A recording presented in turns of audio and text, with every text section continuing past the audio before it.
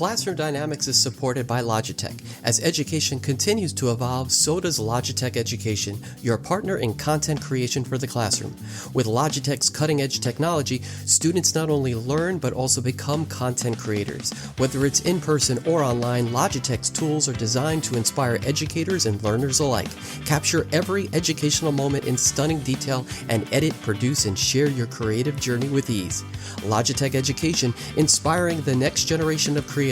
For more, visit logitech.com/education, transforming classrooms one innovation at a time. Welcome to Classroom Dynamics, a teacher podcast. I'm your host, Adam Todd. Get ready to tap into the power of motivation and innovative teaching strategies. Together, we'll ignite a love for learning in your students, fostering an inclusive environment where every child can thrive. Join us on this transformational adventure that empowers you to unlock your full potential as an educator. This is Classroom Dynamics, where inspiration meets innovation. Calling all educators. Are you ready to inspire creativity and engagement in your students? Unlock their full potential with content creation. Imagine empowering them with cutting-edge tools like the Blue Sona microphone from Logitech, which ensures crystal clear audio quality for impactful projects. Logitech offers a full range of content creation solutions, from audio equipment and cameras to lighting and editing software. Plus, they have a suite of education solutions tailored for classrooms, elevating the learning experience for students and educators alike. Empower the next generation of creators by exploring the possibilities at logitech.com/education today. Welcome to Classroom Dynamics, the podcast where we explore the ever-evolving landscape of technology in education. Hi everybody, I'm your host Adam Todd, and in today's episode, we're diving into the fascinating and newly evolving world of content creation in schools.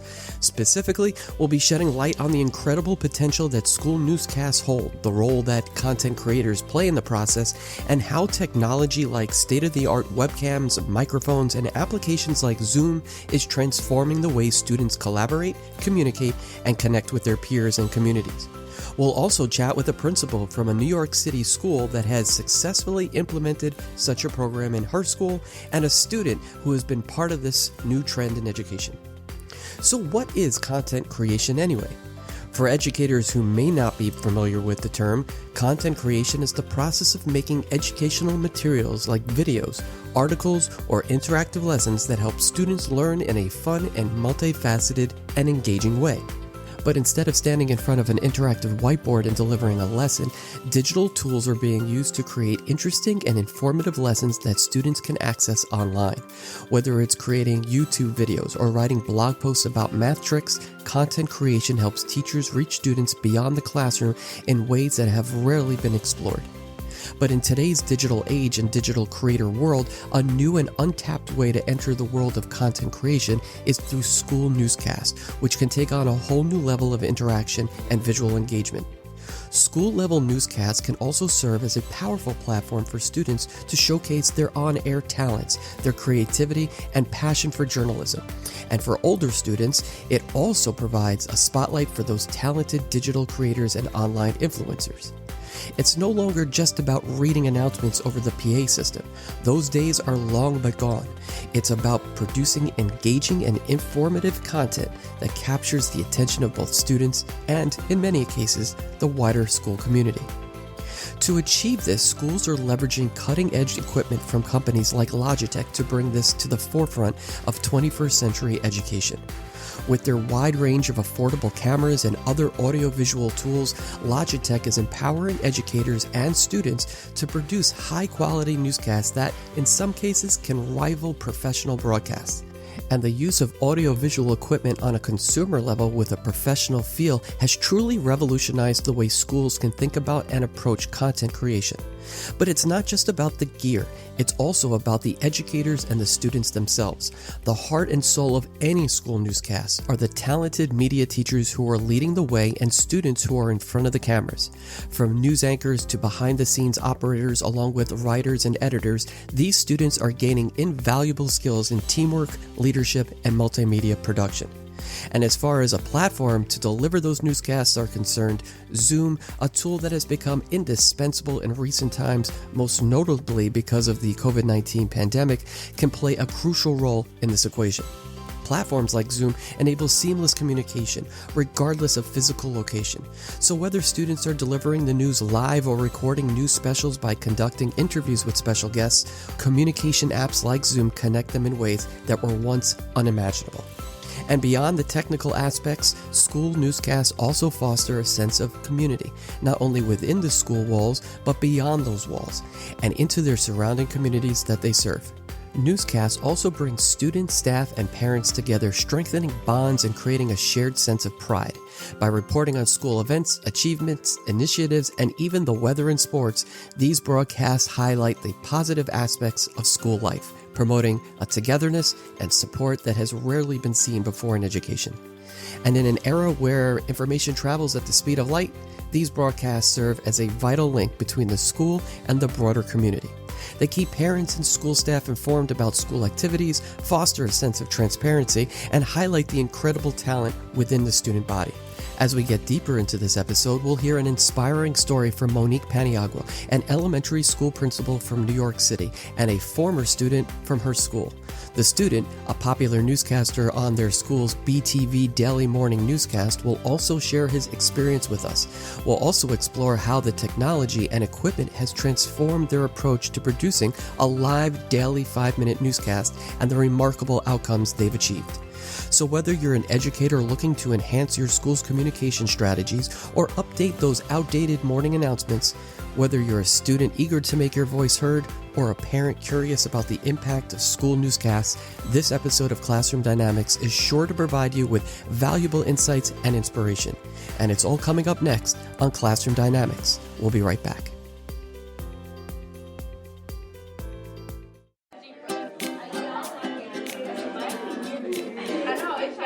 Are you a dedicated educator searching for fresh and engaging resources to inspire your students?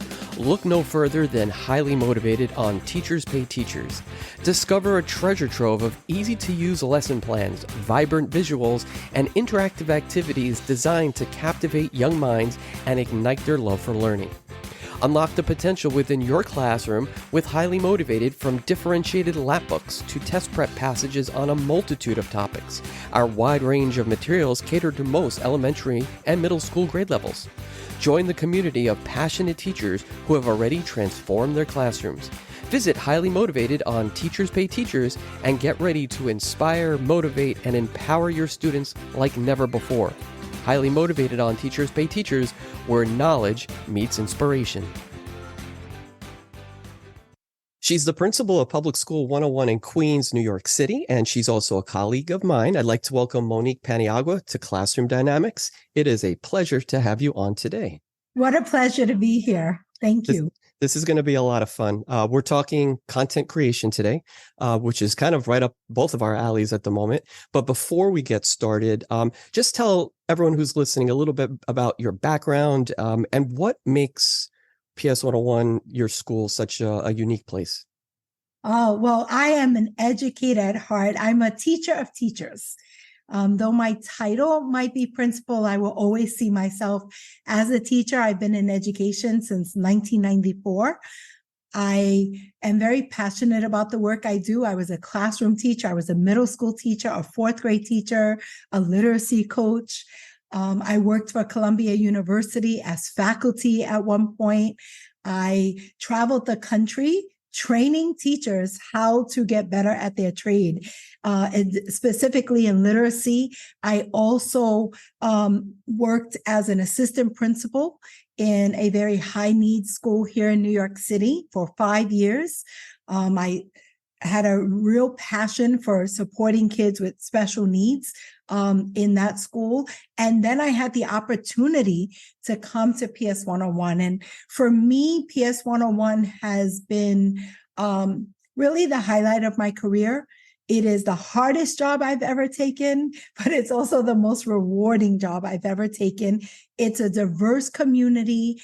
But what I love about the staff and the teaching that happens within the community is that our teachers are always willing to jump on board, try something new, innovate. And for me, that's important for us as educators. And I just love it. I love what I do. And speaking of innovation, today we're talking about content creation in schools. And I think that we can both agree, without a doubt, hands down, that adults are really starting to live in a technology-driven society that really belongs to a much younger generation. It's no longer an educator's world. It's more of a student's world. And they're the ones who are really changing the course on how education is delivered and what's being taught, not so much the other way around. You've been the principal at your school for over 10 years now. In terms of the technology at your school and how it's used and how it's integrated, all that innovation, what do you see as the biggest evolution during that time span? Yeah, I think that it's twofold. First, it's seeing the amount of technology that students are using in their daily, everyday work. When I think back 10 years ago, if students were typing up a paper, that was the epitome of them using technology. Today, you walk into a classroom and one student might be doing a Flipgrid and another student is creating some kind of art technology, and another student might be creating their own website, and another student might be using their online math manipulatives. And so really the use of technology in terms of how students are using technology to enhance their learning on a daily basis has been really the change that I've seen over the 10 years. The second part would be the teachers integrating technology in various ways. I mean, 10 years ago, every classroom in the building had a kind of a smart board, but not every teacher used it. Some of them used it as a whiteboard. Some of them used it just as a projection screen. Some actually used it to put their jackets on it at times too. Take their coats off. Right? And actually, it was only a few, you being one of them, that was actually using technology to enhance their lessons and make their lessons interactive for students. Today, 10 years later, every teacher's doing that. And we've provided, you have been a big part of that, provided professional learning for teachers on how we switched over to Promethean and they're teacher friendly, and really walking into any classroom, any time of the day, you are seeing teachers using technology in ways that are engaging students in the work.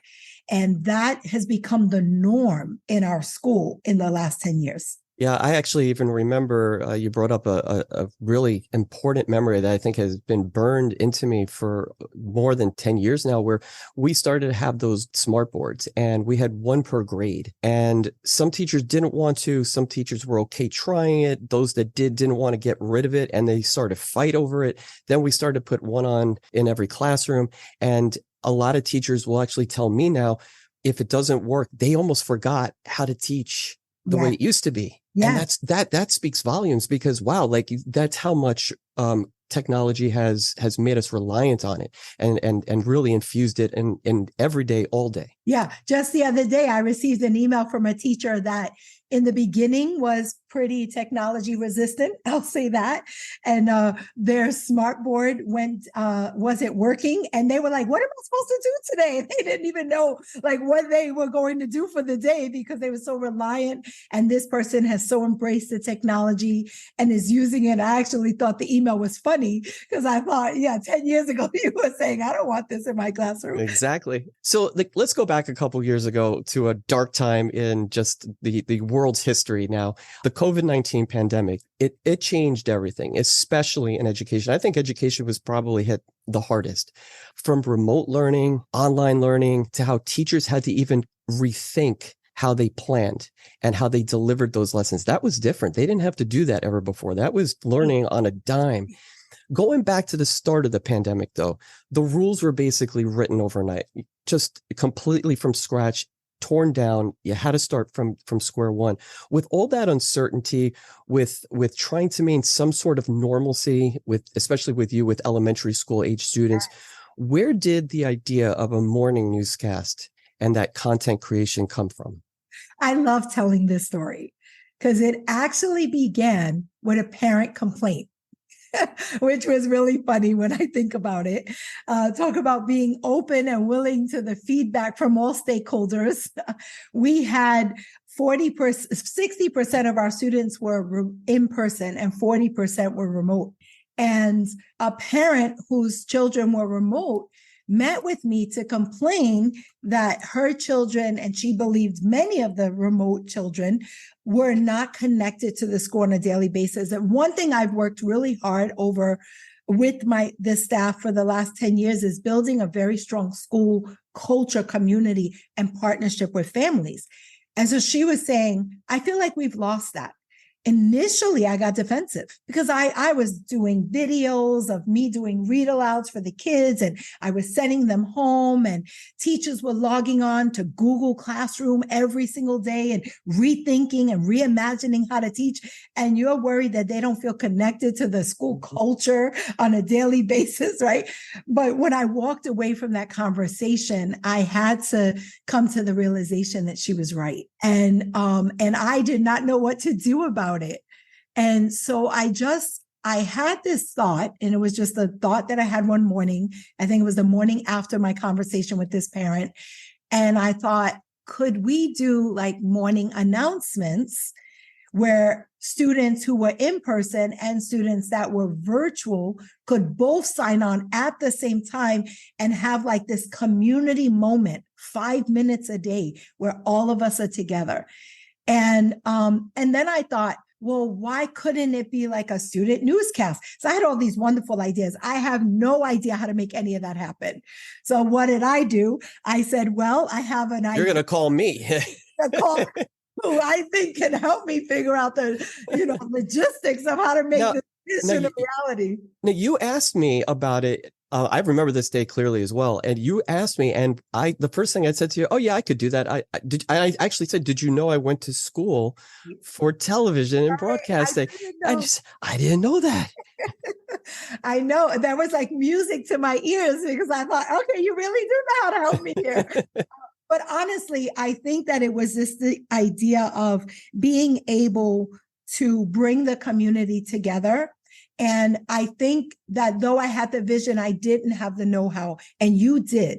And I think that you developed this newscast that was even better than what I imagined was going to happen in my mind. Yeah. As soon as you told me, I started, you start to the wheels start to spin. You kind of think, okay, well, what do I have to do this? I need a green screen. I need a camera. We need microphones. You guys were great with getting everything that we needed. And it was I think we did it under $200, which was impressive. We did all that through Amazon and got all the equipment that we needed and threw it together.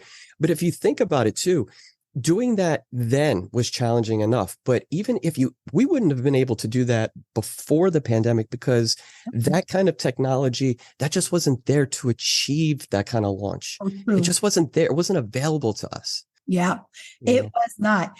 We would not have been able to do this pre-pandemic. Mm-hmm. You chose, not me, but you chose to use Zoom as the platform. We didn't even know what Zoom was or how to get onto Zoom. You're 100%. Nobody knew the word Zoom. I remember our first staff meeting on Zoom. I asked all of the staff to download the app, and I gave them the directions, and I just wanted everyone to sign on. Do you remember that Friday? It was before we left for the lockdown. And I was running down the hall screaming to one of the staff members, mute. Just so she was screaming, I don't know how to mute. And the whole staff was just laughing on, whoever was on Zoom. Like, we didn't even know how. That was exactly how it played out, by the way. Yeah, no, exactly. And, I had done with Promethean some of those PEP teams once a month, and we had been using Zoom. So it was perfect. I think I was the only one who actually understood like how this was going to work, and using that after the pandemic to allow teachers to log in, that was the perfect way, because they knew how to do it.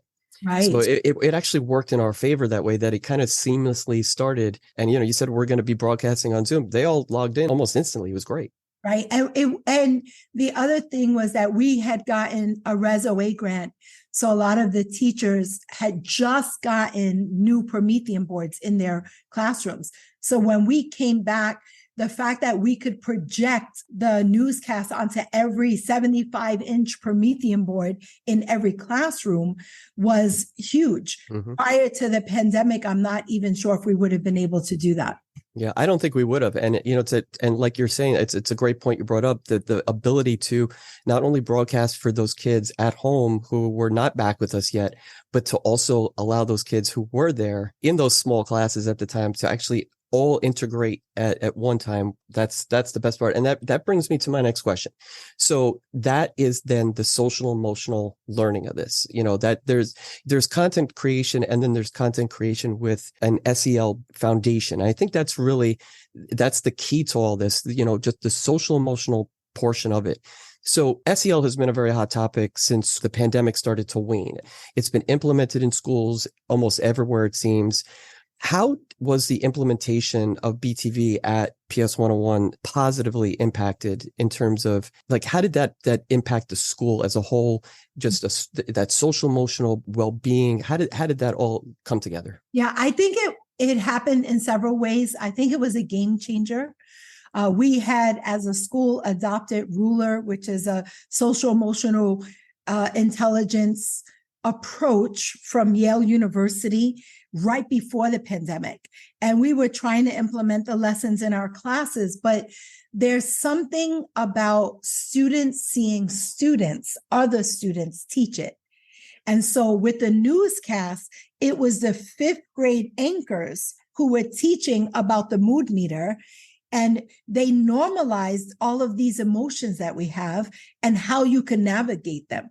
And they were hearing it kid to kid, not just the teacher. And I think the fact that they're watching them on the screen, it feels like these kids are important in our school community, and they're teaching us how important it is to name our emotion, to have a strategy to regulate our emotions. Like, it normalized the fact that we all have emotions all day long. And sometimes our emotions enhance what we do, and sometimes our emotions can actually be the very thing to stifle what we're trying to accomplish. And then how you regulate those emotions. It was kids teaching kids. It's powerful when you can, that the school culture comes together like that, and they become that lead. And I've heard a lot of stories where the kids actually have mentioned it to me, that they notice that they're the ones, what's going to be the Ruler word of the day tomorrow? What are they going to show us and teach us tomorrow? So I love that factor of it. I think not only the segment of the newscast that talks about Ruler and the mood meter, but also the other segments that talk about good news.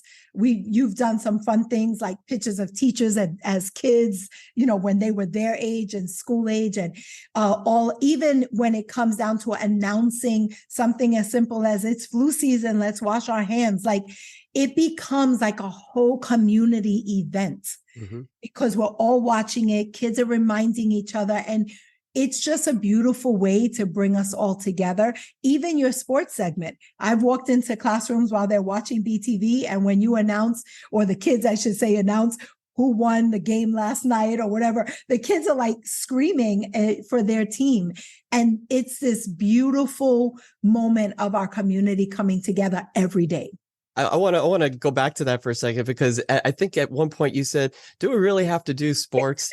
And I said, go, you can hear them cheering, go into the hallway for a second. And I think that's what happened, or you walked into a class and that's exactly how it played out. And it's so funny, but yeah, like you mentioned like a basketball score or a baseball score or a soccer score, and it's what, 10 seconds of the morning, and it makes such a big difference. Yeah. And here we are at 8:00 in the morning, you hear kids, children, screaming joyfully for their team, and This exciting. I think each part of the segment plays a role in that, in creating this really strong school culture, which is part of our SEL. Yeah, I think we hit on something big when we started it. And knowing that, I've heard great feedback from teachers, and of course we hear it from the kids all the time, and I've heard it from parents. What types of feedback have you received from students or staff members or even parents in the community regarding the BTV initiative, and why is that kind of feedback so important? Yeah, I've heard feedback that people just love it and they want to know how we're doing it. And I've heard feedback from other principals. I've heard feedback from Yale University, where it was actually featured there. Of course, we'll talk a little later in the segment about how we were featured on the news.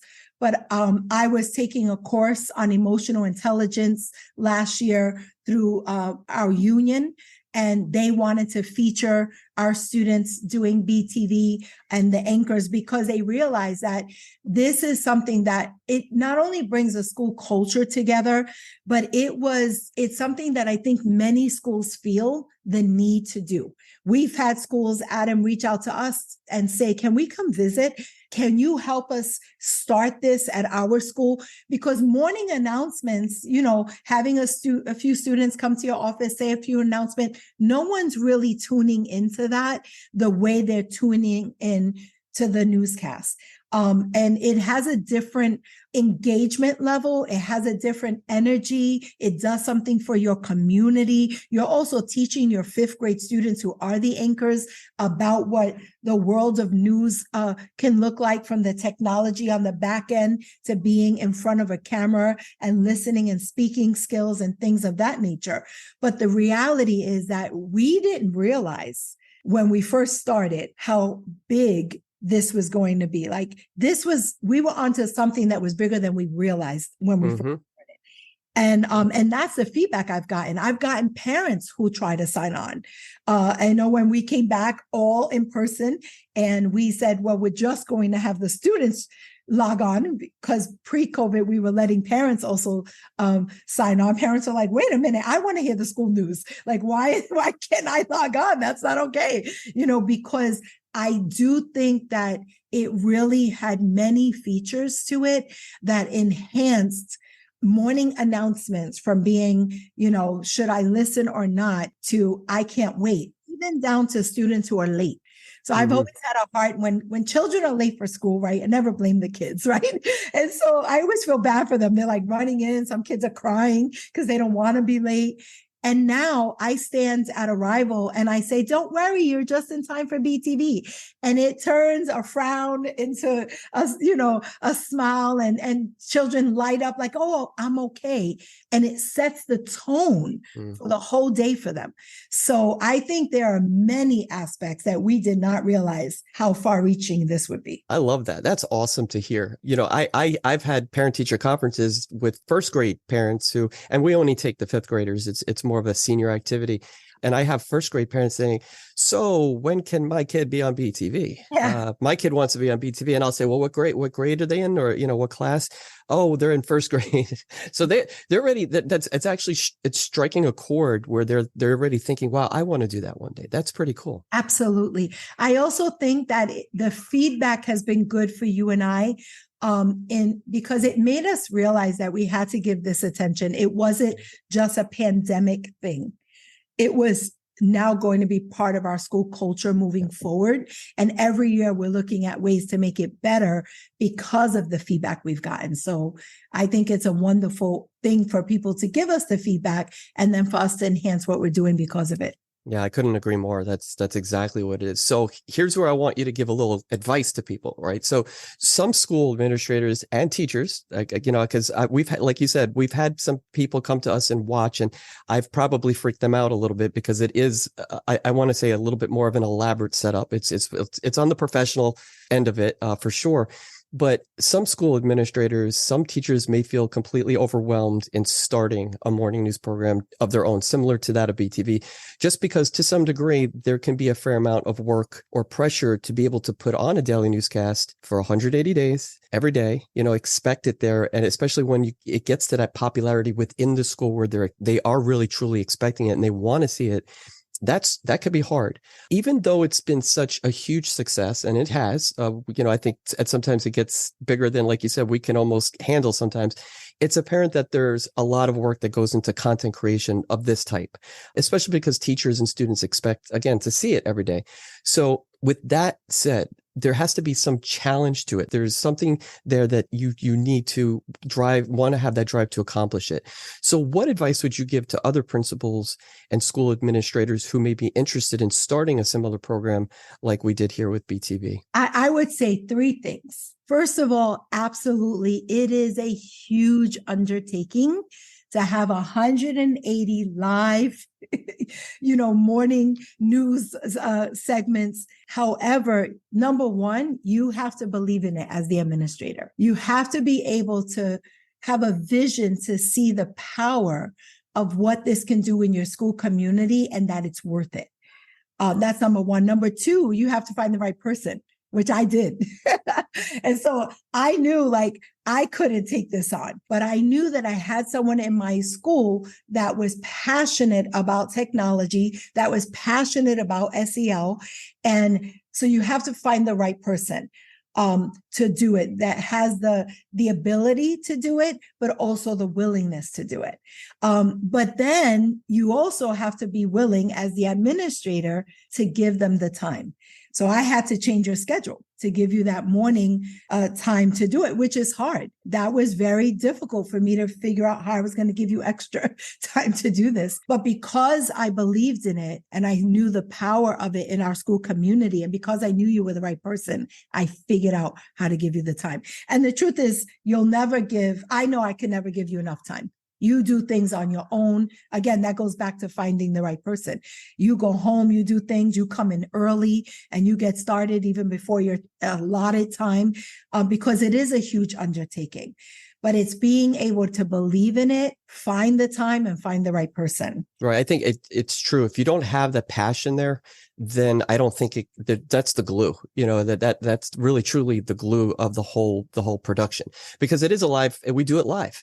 Yeah. We're not recording it the day before and just playing it the next morning. We're actually doing it live. Things go wrong sometimes. The kids might flub on a word, or, we didn't get the right background. It's happened. We've had the wrong temperature up for the weather at times. We've done live at graduation. Yes, which is we have. We go remote. Yeah, we go remote. We actually bring the camera down to graduation beforehand and do something live right there for the kids. And I think that truly that's where, if you don't have that passion and if you don't believe in it, you're right. It just, I don't think it happens. I agree. I don't think it happens. So BTV is in its third full year. That's third full season if we're going to talk professionally, right? Mm-hmm. And which is crazy. The fact that we just did our 427th broadcast. That's really remarkable. The fact that it's had a lot of achievements and memorable moments. What are some of the most memorable moments you've had over that time span that stands out in your opinion? So, we were featured on, I just have to say it, on CBS News, on Eyewitness News with Lee Goldberg. Our students were able to do the weather with him. The excitement of the anchors when they were able to go to the news stations and actually see that what they did was very similar to what these professional news stations were doing, to see them talk about how they might pursue a career in it. That was definitely a highlight for me. But I also have to say the other highlight is morning arrival.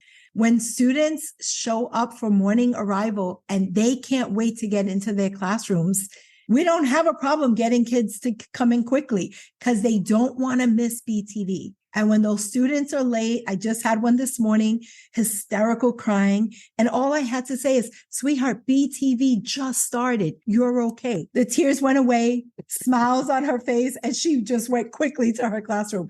I can tell you, because I've been doing morning arrival for 10 years, that didn't happen prior to BTV, right? And that's pretty cool. That's pretty cool. Being able to see the kids set the beginning of their day off the right way, because they know the first thing in the morning they're going to see is BTV, has been a highlight for me. That's fantastic. It's really, and it does speak volumes for, if you just go into the shoes of the kids, and what they're, what really resonates for them, what they want, because Right. Again, they have to do math and reading and writing and social studies and science and all the other things that come along with the day, for something that they're looking forward to. For me, it's a passionate project that I like to do, that it's almost like a hobby.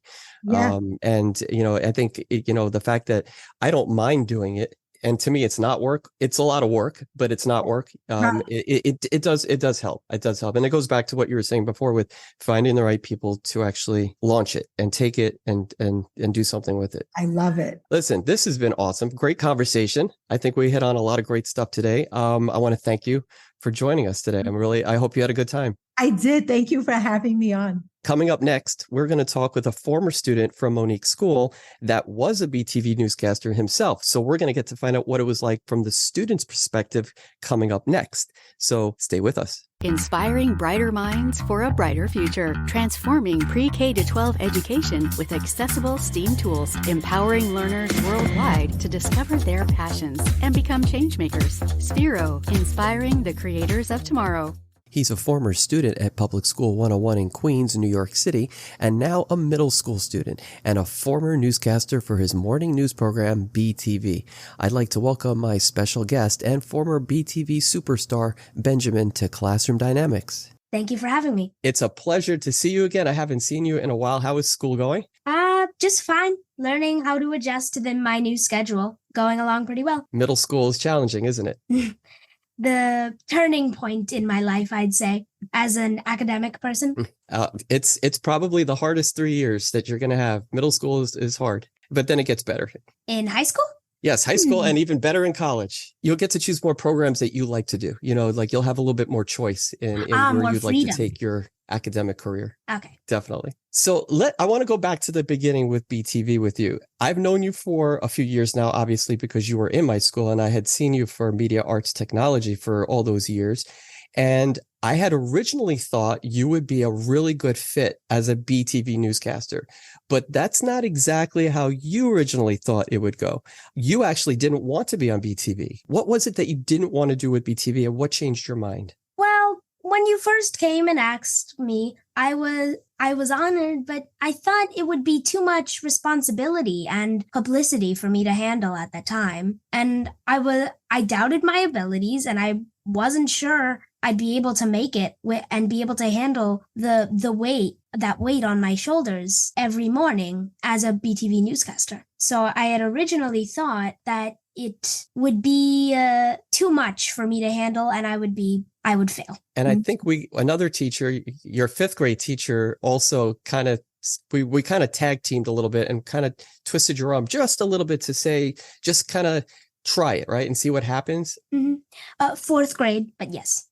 Oh, that's right. Yeah, that is correct. Fourth grade. See, you remember better than I do.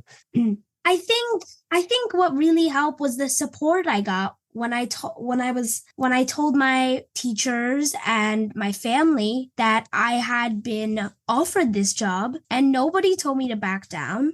Everyone told me to give it a chance because it could be a really exciting opportunity for me. And at first I was unsure, but I started casting and I decided to stay. And eventually BTV became what it has now for me, an experience that will be in my memory forever. That is pretty cool. I was going to ask you, how did you change as a result? And you kind of just answered it a little bit, but could you give me a little bit more? Like, what was it that changed you from that beginning point a year ago to now? I saw that I really enjoyed being able to be seen by everyone every day, and I was able to converse with them. And I think it's helped me socially become more interactive and become more confident in my abilities and my skills. And I think it's really been a memorable and unforgettable experience for me. I really think that it's been something that I won't forget, and it's changed me so much. I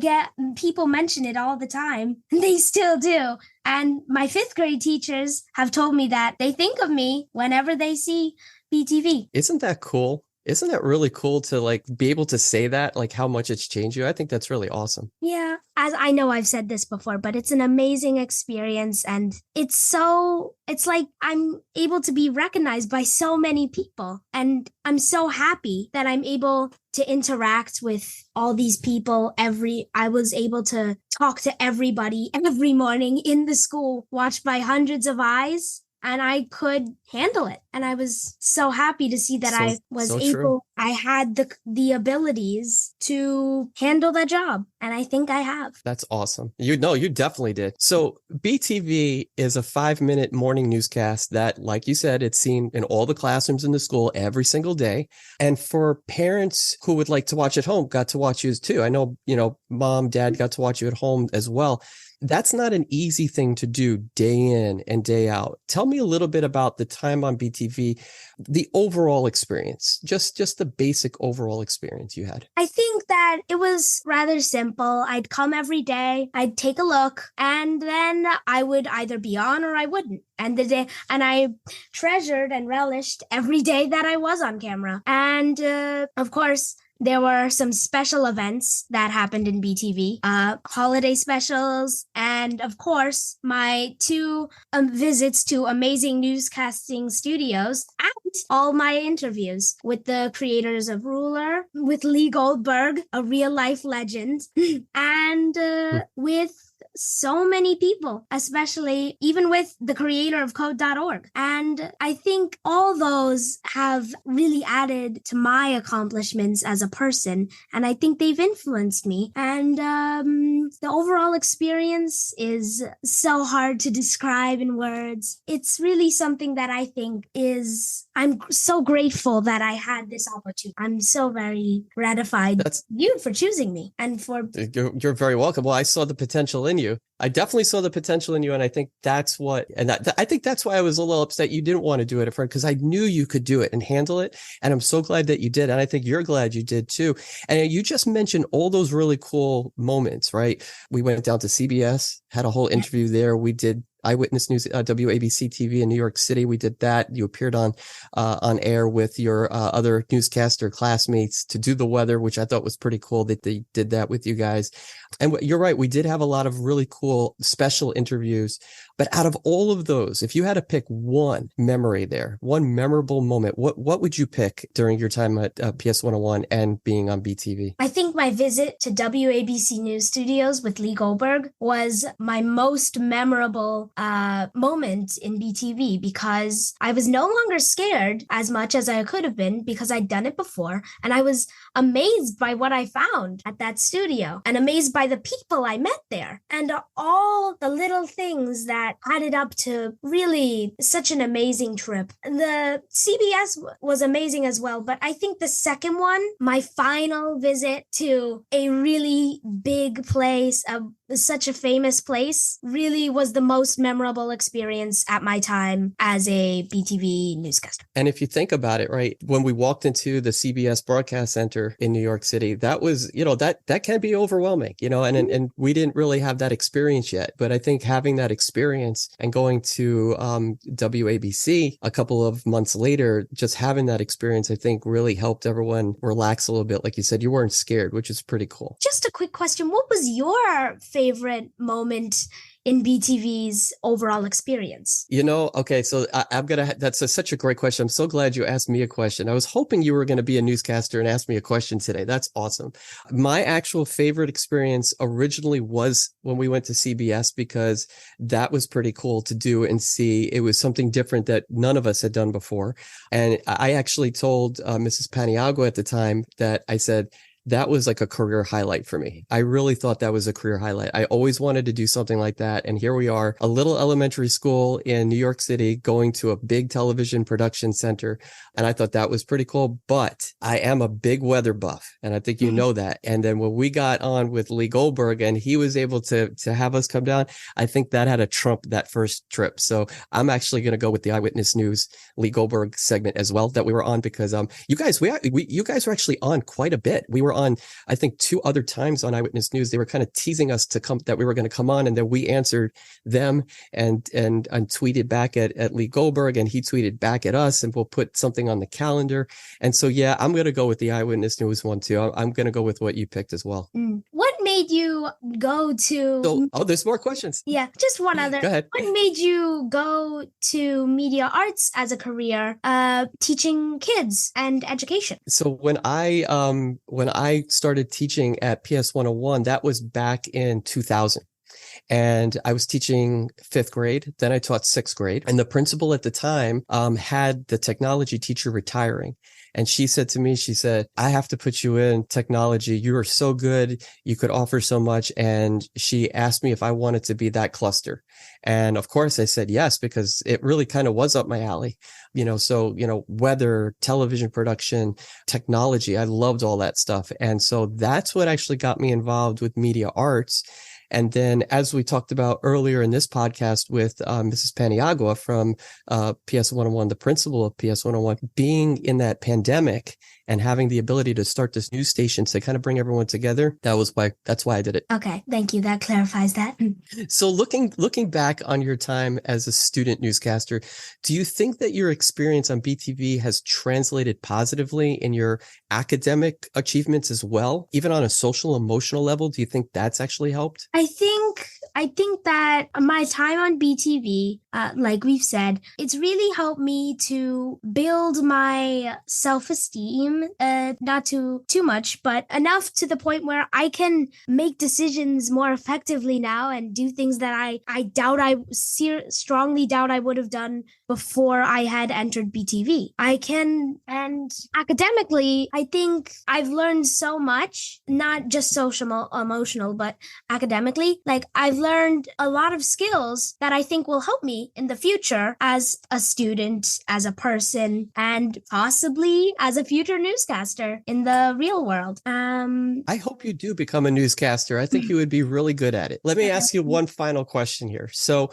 what's one lesson that you've learned being part of the live morning newscast that you can take with you in different aspects of your life as you move through middle school and then high school and beyond? I think one thing I've learned is that, there were so many times on BTV where we may have had a few slip-ups, a few mistakes. Perhaps we missed a line, or maybe the teleprompter stuck, or perhaps one of us wasn't being interactive enough. But I think that just taught us, and me, that mistakes can set you back, or you can use them as a turning point. You can practice more. You can be more of your best self. You can go even farther than you were before and do things that you could never have done if you hadn't made those mistakes. And I think, like, if I wasn't being interactive enough, or the teleprompter stuck, I could review the script beforehand, have it memorized. I could even trying and practice with my family to become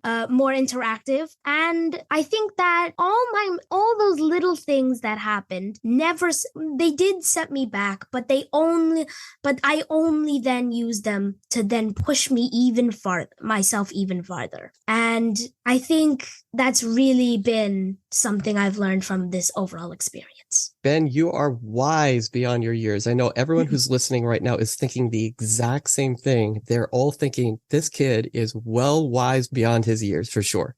You are awesome. It's been a pleasure to be with you for your podcast. Thank you for being with us. Thank you for being with us today. This has been so much fun to talk to you and catch up a little bit and get some additional perspective that I don't think we ever had a chance to talk about before. Mm-hmm. Yes, it has. For those of you who have been listening, thank you for tuning in today, and make sure you share what you've learned or any takeaways or reflections that you've had. Once again, thanks to Monique Paniagua, the principal of PS 101 in New York City, and Benjamin for being on with us today, and for also being such an inspiration in the evolution of technology in education. And that brings us to the end of this episode of Classroom Dynamics, where knowledge and inspiration meets innovation. I hope you've enjoyed today's discussion and found it both insightful and uplifting. As always, my goal is to provide you with practical strategies, engaging stories, and powerful insights that can fuel your motivation as an educator.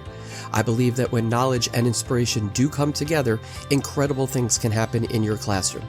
And for all of you who may feel that it's too late to strengthen your craft, I challenge you to make it your mission to do so. You've worked hard to get to where you are today, and it's never too late to infuse new life into your work. So why not make today that day to do so? I'm Adam Todd, and you've been listening to Classroom Dynamics, a teacher podcast. You can follow Classroom Dynamics on X at Class Dynamics or on Instagram at Classroom Dynamics Podcast. If you haven't already, go to Apple Podcasts and subscribe, rate, and review this podcast. And if you know a teacher who may benefit from today's show, please share it with them. We'll be back soon with more captivating conversations, inspiring stories, and strategies that you can implement into your everyday routines. Until then, keep igniting that spark in your classroom and never stop believing in the incredible impact you have as an educator. You're more powerful and inspirational than you think.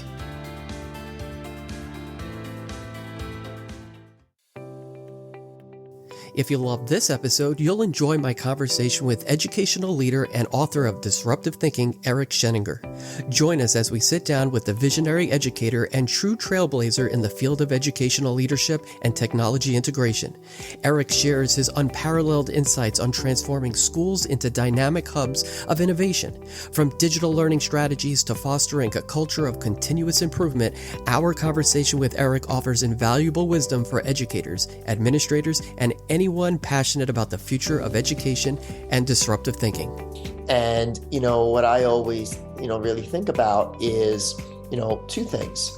How are students using technology to learn in ways they couldn't without it?